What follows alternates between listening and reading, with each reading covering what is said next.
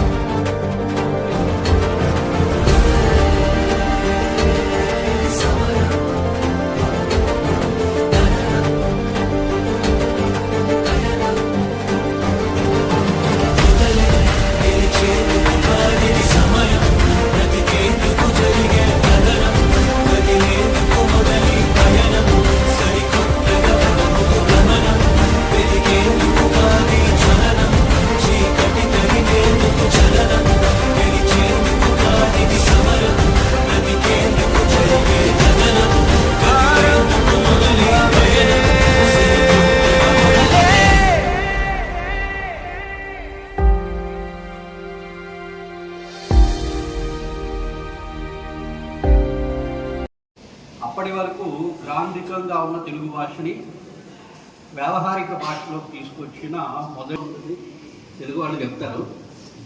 వ్యావహారిక భాషలో మనం ఏదైతే మాట్లాడుతున్నామో ఆ భాషలోనే పుస్తకాలు వచ్చేటట్లుగా తీయనైనది తెలుగు. ఇప్పుడు జనరేషన్ తెలియకపోవచ్చు తెలుగు భాష గొప్పతనం. అది తెలుసుకుంటే ఎక్కడైనా భాషా దినోత్సవ శుభాకాంక్షలు.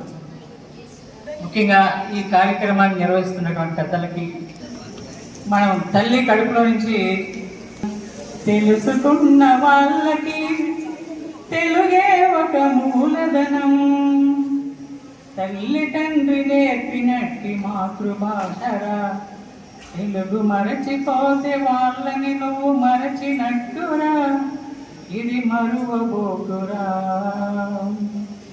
తెలుగు భాష తీయదనం, తెలుగు జాతి గొప్పదనం, తెలుసుకున్న వాళ్ళకి తెలుగే ఒక మూలధనం, తల్లి తండ్రి నేర్పినట్టి మాతృభాషరా. ఈరోజు మనకందరికీ తెలుసు, గిడుగు రామూర్తి పంతులు గారు చేసిన ఎనలేని సేవ కోసమే ఆయన జన్మదినాన్ని మనము తెలుగు భాషా దినోత్సవం జరుపుకుంటాం. ఆయన చదువుకునే రోజుల్లో ఆయన ఒక విద్యావేత్త, అక్కడ చూశాడు, ఆ పరిస్థితిని చూశాడు. కనీసం పండితులు మాట్లాడుతున్నారే కానీ సాధారణమైనటువంటి ప్రజలు మాట్లాడలేకపోతున్నారు. దానికి కారణం ఏంటి? అతనే పరిశోధన చేశాడు.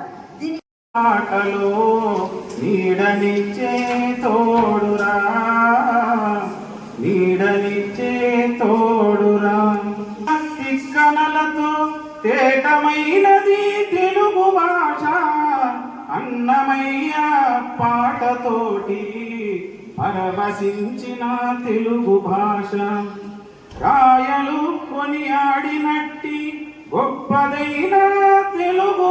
స్పోర్ట్స్ డే గురించి మన హెల్ప్ మాట్లాడాలి. 9+4 National Sports Day. Today, 48 hours, we are celebrating National Sports Day. National Sports Day is celebrated by Jazz He is known as he won three gold medals in Olympic Games. He is the legend hockey player in India.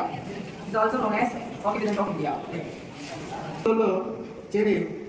ప్రతి సంవత్సరం 29 ఆగస్టున జాతీయ క్రీడా దినోత్సవాన్ని జరుపుకుంటారు. ఈరోజు hockey జట్టుకు విశ్వవ్యాప్త కీర్తి తెచ్చిన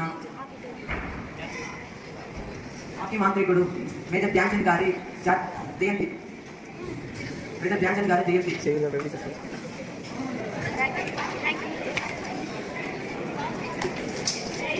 ఆటలో చూపిన ప్రతిభా క్రీడల పట్ల అంకిత భావంతో ప్రతి క్రీడాకారుడికి ప్రేరణ చూపిస్తుంది.